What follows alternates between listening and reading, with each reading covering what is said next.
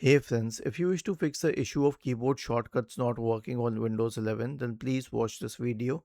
I will guide you through the process. So, if the shortcuts are associated with the function key, you would have to press it along with the FN key, which is at the left bottom corner of your keyboard, if they are the shortcuts. Then the other case is that you will have to right click on the start button, select settings, go to accessibility, scroll down, select keyboards.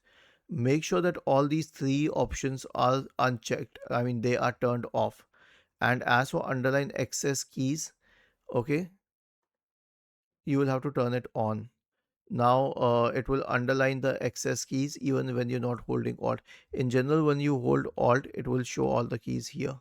Okay, so this is one thing that you can do, and other than this, you can update the drivers. So search for device manager in the Windows search bar and open the device manager.